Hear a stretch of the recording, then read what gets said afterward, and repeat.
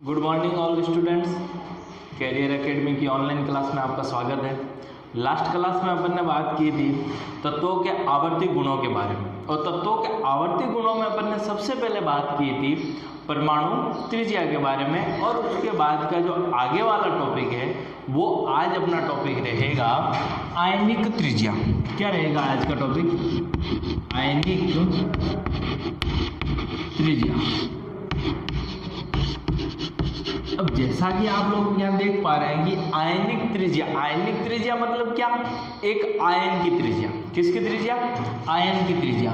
अब कई बार बच्चों को क्या होता है, 9th क्लास में सही से नहीं पढ़ पाते हैं, तो आयन क्या होता है, आयन क्या होता है उसके बारे में बता देते हैं। आयन मतलब क्या? जब भी कोई परमाणु इलेक्ट्रॉन को त्यागता है या इलेक्ट्रॉन को ग्रहण करता है तो उसके ऊपर धनावेश या फिर ऋण आवेश आ जाता है। क्या आ जाता है? धनावेश या फिर ऋण आवेश। यदि धनावेश आ जाएगा तो क्या बनेगा? धनायन, और यदि ऋण आवेश आ जाएगा मतलब क्या आ जाएगा? ऋणायन। धनायन बना मतलब उसने क्या किया? इलेक्ट्रॉन को त्यागा। क्या किया? इलेक्ट्रॉन का त्याग किया है। क्या किया है?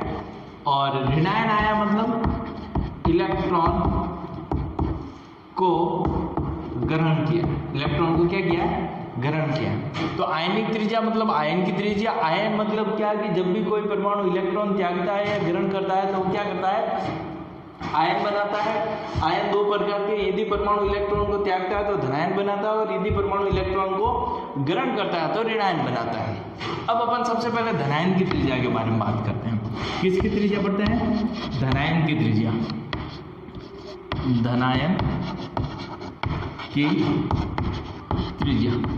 धनायन की त्रिज्या से क्या तात्पर्य है कि मान लो कोई परमाणु, अपन उदाहरण ले लिया सोडियम का। किसका उदाहरण ले लिया? सोडियम का। सोडियम परमाणु का इलेक्ट्रॉनिक विन्यास है 2,8,1। मतलब इसके पहले कोष में 2 इलेक्ट्रॉन, दूसरे में 8, और तीसरे कोष में कितने इलेक्ट्रॉन है? 1 इलेक्ट्रॉन है। अब इसने 1 इलेक्ट्रॉन क्या कर दिया? त्याग दिया। 1 इलेक्ट्रॉन क्या कर दिया? त्याग दिया। तो 1 इलेक्ट्रॉन त्यागा तो 1 धनावेश आएगा इसके ऊपर, और 1 इलेक्ट्रॉन त्यागा हुआ जो क्या हो जाएगा? अलग हो जाएगा इससे। ठीक है। तो अब इसने 1 इलेक्ट्रॉन त्याग दिया तो इसके पहले कोष में 2 इलेक्ट्रॉन, दूसरे कोष में 8 इलेक्ट्रॉन, और तीसरा कोष क्या हो गया? खत्म हो गया। तो अब देखो, जहां परमाणु पहले इस अवस्था में था, नाभिक, प्रथम कोष, द्वितीय कोष और तीसरा कोष, अब यहाँ किस अवस्था में पहुंच चुका है? प्रथम कोष और द्वितीय कोष। तो बाहरी कोष क्या हो गया? पूर्ण रूप से खत्म हो गया। क्या हो गया? पूर्ण रूप से खत्म। जब एक बाहरी कोष पूर्ण रूप से खत्म हो गया तो अपन सामान्य तौर पर भी कह सकते हैं कि क्या हुआ कि मूल परमाणु से उसका धनायन क्या हो गया? छोटा हो गया। क्या हो गया? मूल परमाणु से उसका धनायन हमेशा क्या होता है? छोटा होता है। कारण क्या हुआ? एक तो कारण हुआ कि बाहरी कोष खत्म हो गया। क्या हो गया? बाहरी कोष खत्म हो गया, बाहरी कोष अब नहीं है। ठीक है, या कोष में कमी हो गई। इसके बाद क्या कहेंगे? जो इसका नाभिकीय आवेश है, नाभिकीय आवेश, वो क्या हो गया? उसमें वृद्धि हो गई। नाभिकीय आवेश में क्या हो गई? वृद्धि। नाभिकीय आवेश में वृद्धि किस रूप से हुई कि अपन क्या कहते हैं? परमाणु के कोष में उपस्थित इलेक्ट्रॉनों को अपनी ओर आकर्षित करने की जो नाभिक की क्षमता होती है वो उसका प्रभावी नाभिकीय आवेश या नाभिकीय आवेश कहलाता है। अब देखो, यहाँ नाभिक में पहले 11 प्रोटॉन थे, यहाँ पे भी 11 प्रोटॉन, यहाँ 11 प्रोटॉन 11 इलेक्ट्रॉन को पकड़ के बैठे थे, और यहाँ पे अभी 11 प्रोटॉन 10 इलेक्ट्रॉन को ही पकड़ के बैठे हैं। मतलब क्या किया? नाभिक का जो आकर्षण करने की क्षमता वो बढ़ गई, तो नाभिकीय आवेश में क्या हुई? वृद्धि। इन 2 कारणों से क्या कहेंगे अपन कि मूल परमाणु की तुलना में उसका धनायन हमेशा क्या होता है? छोटा होता है। ये हो गई इसकी बात। दूसरी बात करते हैं ऋणायन की त्रिज्या। किसकी त्रिज्या? ऋणायन की त्रिज्या। ऋणायन की त्रिज्या से क्या मतलब है कि जब कोई परमाणु इलेक्ट्रॉन को ग्रहण करता है तो क्या बनाता है? ऋणायन बनाता है। जैसे मान लो क्लोरीन परमाणु ने 1 इलेक्ट्रॉन ग्रहण किया। क्लोरीन परमाणु का परमाणु क्रमांक है 17। पहले कोष में 2 इलेक्ट्रॉन, दूसरे में 8, और तीसरे कोष में कितने इलेक्ट्रॉन है? 7 इलेक्ट्रॉन है।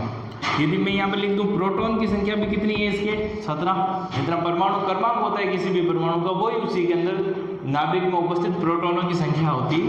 1 इलेक्ट्रॉन ग्रहण कर लिया तो 1 इलेक्ट्रॉन ग्रहण किया तो 1 ऋण आवेश आ गया, क्या आ गया, ऋण आवेश। जब भी कोई परमाणु इलेक्ट्रॉन ग्रहण करेगा तो उसके ऊपर हमेशा क्या आएगा, ऋण आवेश आएगा। एक इलेक्ट्रॉन ग्रहण किया तो ओनली अपन एक माइनस का चिन्ह बनाएंगे। यदि 2 इलेक्ट्रॉन ग्रहण किया तो अपन माइनस लिख के उसके पास 2 लिखेंगे, 3 ग्रहण किया तो माइनस लिख के 3 लिखते हैं। इस तरह से इसको दर्शाया जाता है। अब एक इलेक्ट्रॉन ग्रहण करने से पहले कोष में 2 थे, दूसरे में 8 ही थे, अब तीसरे कोष में क्या हो गया, एक इलेक्ट्रॉन की संख्या बढ़ गई। अब तीसरे कोष में एक इलेक्ट्रॉन की संख्या बढ़ने से क्या हुआ कि इसके बाहरी कोष का आकार क्या हो गया, बढ़ गया। बाहरी कोष का आकार क्या हो गया, बढ़ गया। बाहरी कोष में इलेक्ट्रॉन बढ़ गए, बाहरी कोष में क्या हो गया, इलेक्ट्रॉन में वृद्धि होगी। और इसका उल्टा क्या हो गया, यहाँ नाभिकीय आवेश में वृद्धि हो रही थी, यहाँ अपन कहेंगे नाभिकीय आवेश में कमी हो गई। क्या हो गई, नाभिकीय आवेश में कमी। क्यों हुई, क्योंकि अब जो इलेक्ट्रॉन है वो क्या हो गए, ज़्यादा हो गए, और ज़्यादा इलेक्ट्रॉन को अपनी ओर आकर्षित करने के लिए जो नाभिक में प्रोटॉन है वो क्या है, सतराई है। तो इस तरह से अपन क्या कहेंगे, ऋणायन की त्रिज्या, किसकी त्रिज्या, ऋणायन की त्रिज्या हमेशा उसके मूल परमाणु से क्या होती है, बड़ी होती है। तो Cl से Cl माइनस बड़ा होगा और Na प्लस में Na बड़ा होगा। Na और Na प्लस में कौन बड़ा होगा, Na बड़ा होगा। तो धनायन की त्रिज्या हमेशा अपने मूल परमाणु से छोटी होती है तथा ऋणायन की त्रिज्या हमेशा अपने मूल परमाणु से बड़ी होती है। तो ये हो गई आयनों की त्रिज्या। इसके बाद में अपना जो अगला टॉपिक है वो है आयनन एंथैल्पी। किसकी बात करते हैं, आयनन एंथैल्पी। अब इसके बारे में अपन आगे बात करते हैं, आयनन एंथैल्पी क्या होती है। ये हो गया दूसरे नंबर पे। तीसरे नंबर पे है आयनन एंथैल्पी। अब देखो एंथैल्पी शब्द आप लोग यदि शॉर्ट में और मैं सिंपल भाषा में समझाने के लिए कहूँ तो एंथैल्पी मतलब ऊर्जा। कैसी ऊर्जा, आयनन ऊर्जा। और आयनन ऊर्जा मतलब क्या कि कोई भी परमाणु जैसे ये परमाणु का नाभिक है, ये उसका पहला कोष है। यदि किसी परमाणु में 2 कोष है तो 2 कोष है, यदि किसी परमाणु में 3 कोष है तो ये उसका तीसरा कोष। तो किसी भी परमाणु के बाहरी कोष में 3 कोष है तो बाहरी कोष कौन सा हो गया, तीसरा। और परमाणु भी क्या अवस्था में होना चाहिए, विलगित गैसीय परमाणु। विलगित गैसीय परमाणु से क्या तात्पर्य कि अकेला परमाणु और गैस अवस्था में। तो विलगित गैसीय परमाणु के बाहरी कोष से, कौन सा कोष से, बाहरी। 2 कोष है तो दूसरा बाहरी हो जाएगा, 3 है तो 3 और 4 होगा तो चौथा हो जाएगा। तो बाहरी कोष से इलेक्ट्रॉन को निकालने के लिए, क्या करने के लिए, इलेक्ट्रॉन को निकालने के लिए जो ऊर्जा दी जाएगी, इलेक्ट्रॉन को निकालने के लिए जो ऊर्जा दी जाएगी उसको अपन क्या कहेंगे, आयनन एंथैल्पी कहते हैं। क्या कहेंगे कि किसी भी विलगित गैसीय परमाणु के बाहरी कोष से इलेक्ट्रॉन को निकालने के लिए दी गई ऊर्जा उसकी आयनन ऊर्जा या आयनन एंथैल्पी कहलाती है। अब अपना जो टॉपिक है वो गुणों में आवर्तिता, मतलब आवर्त सारणी में बाएं से दाएं या दाएं से बाएं जाने पर किस प्रकार इन गुणों में परिवर्तन होता है उसकी बात करते हैं। तो अपन ने कहा गुणों में आवर्तिता अपन 2 तरह से पढ़ते हैं, एक तो वर्ग में और दूसरी पढ़ते हैं अपन आवर्त में। किसमें, वर्ग में और आवर्त में। वर्ग क्या होते हैं, अच्छी तरह से याद है कि जो भी आवर्त सारणी में ऊर्ध्वाधर पंक्तियाँ होती हैं, मतलब खड़ी लाइनें होती हैं, उन ऊर्ध्वाधर पंक्तियों को वर्ग कहते हैं तथा जो क्षैतिज पंक्तियाँ हॉरिजॉन्टल लाइंस होती हैं उनको अपन क्या बोलते हैं, आवर्त बोलते हैं। तो वर्ग में क्या परिवर्तन होता है। अब देखो इसके साथ एक चीज़ अपन को दिमाग में लानी है कि कोई चीज़ ज़्यादा बड़ी है, कोई भी वस्तु ज़्यादा बड़ी है तो उसके बाहर से एक वस्तु निकालनी है तो अपन को ज़्यादा मेहनत नहीं करनी पड़ेगी। एक क्लास में यदि 50 बच्चे बैठे हैं तो 50 में से एक लड़का जा रहा है तो कोई फर्क नहीं पड़ता। लेकिन उसी क्लास में यदि 10 लड़के हैं तो अपन को हमेशा ध्यान रहता है कि भाई 10 में से आज कौन नहीं आया। तो उसी तरह से जैसे जैसे परमाणु का आकार बढ़ रहा है वहाँ इस नाभिक का जो आकर्षण है वो क्या हो रहा है, कम हो रहा है। नाभिक द्वारा उस इलेक्ट्रॉन को पकड़े रखने की क्षमता क्या हो रही है, कम हो रही है। केवल यदि एक कोष होता तो नाभिक इस कोष के इलेक्ट्रॉनों को बहुत अच्छी तरह से आकर्षित करता। तो अपन क्या कहेंगे, वर्ग में जैसे जैसे अपन ऊपर से नीचे आ रहे हैं वैसे वैसे क्या हो रहा है, कोषों की संख्या में वृद्धि हो रही है। कोषों में वृद्धि। देखो पहले आवर्त में केवल एक कोष है, दूसरे में 2, 3, 4 ऐसे ऐसे नीचे आ रहे हैं, तो वैसे वैसे परमाणु का आकार क्या होता जा रहा है, बढ़ता जा रहा है। जैसे पहला, ये दूसरे में 2, तीसरे में 3, तो इस तरह से अपन क्या कहेंगे, जैसे जैसे नीचे आ रहे हैं वैसे वैसे कोषों की संख्या में क्या हो रही है, वृद्धि हो रही है। उसके साथ में जो नाभिकीय आवेश है, नाभिकीय आवेश, उसमें क्या हो रही है, कमी हो रही है, क्योंकि कोष ज़्यादा बड़े हो रहे हैं तो नाभिक बाहर वाले कोष के इलेक्ट्रॉनों को और भी अच्छी तरह से आकर्षित तो नहीं कर सकता। जैसे मान लो इसमें 4 कोष होते हैं, यदि किसी में 5 कोष है और यदि किसी में 6 कोष है, तो इस नाभिक को यहाँ के इलेक्ट्रॉनों को आकर्षित करने में क्या लगेगी, ज़्यादा ताकत लगेगी, जो उसके कंट्रोल में नहीं रहेगा, वो आसानी से मूव कर सकता है, वो आसानी से बाहर निकाला जा सकता है। तो कोषों की संख्या में वृद्धि हो रही है, नाभिकीय आवेश में क्या हो रही है, कमी हो रही है। तो इस वजह से अपन क्या कहेंगे, आयनन ऊर्जा में भी क्या होगी, कमी होगी। आयनन ऊर्जा में क्या होगी, कमी। आयनन ऊर्जा में कमी क्यों हुई, क्योंकि बाहरी कोष के इलेक्ट्रॉन को निकालना और भी क्या हो गया, आसान हो गया। और जब कोई काम आसान है तो उसमें अपन को ऊर्जा व्यर्थ या खर्च करना बहुत ही कम हो जाता है। दूसरी बात करते हैं आवर्त में। तो आवर्त में अपन क्या अध्ययन करते हैं, बाएं से दाएं, कहाँ, बाएं से दाएं और वर्ग में ऊपर का अध्ययन करते हैं अपन ऊपर से नीचे की ओर, ऊपर से नीचे की ओर। बाएं से दाएं जाने पर क्या होता है, अब बाएं से दाएं जा रहे हैं अपन, क्या क्या हो रहा है, तो कोषों की संख्या में कोई परिवर्तन नहीं होता, में कोई परिवर्तन नहीं होता। कोषों की संख्या क्या रहती है, वो ही रहती है। पहले आवर्त में यदि अपन दाएं से बाएं जा रहे हैं, बाएं से दाएं जा रहे हैं, दूसरे में बाएं से दाएं जा रहे हैं, या तीसरे में बाएं से दाएं जा रहे हैं, कोषों की संख्या तो समान है। तीसरे में जा रहे हैं तो सबों में 3 के 3 है, लेकिन क्या हो रहा है उसके साथ में, जैसे जैसे बाएं से दाएं जा रहे हैं वैसे वैसे परमाणु के नाभिक में उपस्थित प्रोटॉनों की संख्या, मतलब नाभिकीय आवेश, मतलब क्या है, नाभिकीय आवेश में क्या हो रही है, वृद्धि हो रही है। और नाभिकीय आवेश में वृद्धि होने के कारण क्या हो रही है, परमाणु का आकार घटता जा रहा है। आकार क्या होता जा रहा है, घटता जा रहा है। और जब आकार घटता जा रहा है, बहुत छोटा सा कोई यदि वस्तु है, कोई छोटा सा परमाणु है, तो उसके बाहरी कोष से इलेक्ट्रॉन को निकालने के लिए अपन को क्या करनी पड़ेगी, बहुत ही अधिक मेहनत करनी पड़ेगी। तो अपन क्या कहेंगे कि आवर्त में बाएं से दाएं जाने पर आयनन ऊर्जा में क्या होती है, वृद्धि होती है। मतलब ज़्यादा ऊर्जा देंगे तभी अपन बाहरी कोष से इलेक्ट्रॉन को निकाल सकते हैं। तो ये हो गया आयनन एंथैल्पी और आयनिक त्रिज्या। अब इसके बाद में अगला टॉपिक है, वो है इलेक्ट्रॉन लब्धि एंथैल्पी। क्या है, यहाँ लिख देता हूँ मैं, इलेक्ट्रॉन लब्धि एंथैल्पी।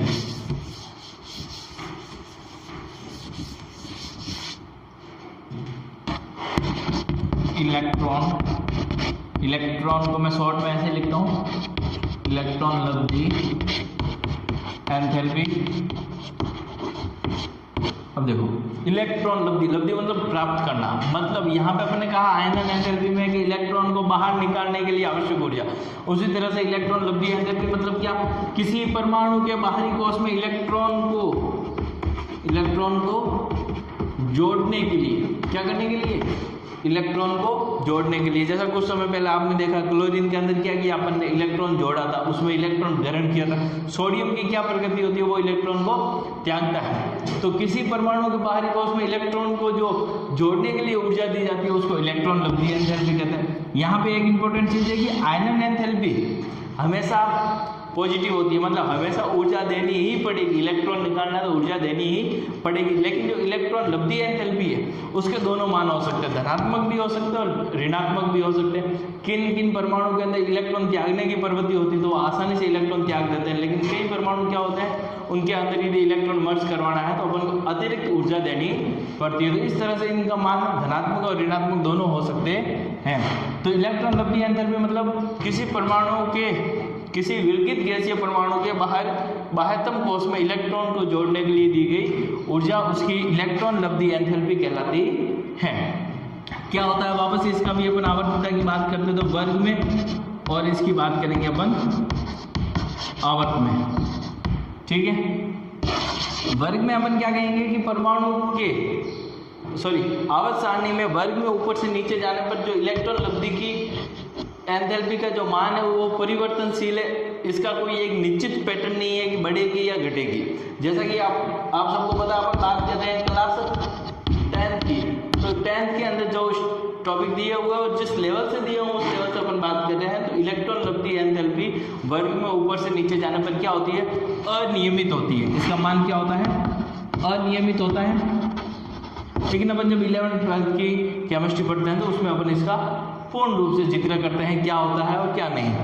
आवर्त के बारे में बात करें तो आवर्त अपन क्या कहेंगे कि एक ही आवर्त में बाएं से दाएं जाने पर क्या होता है, परमाणु का आकार घटता जाता है। क्या होता जाता है, परमाणु का आकार घटता जाता है। क्यों, क्योंकि क्या हो रहा है, नाभिक के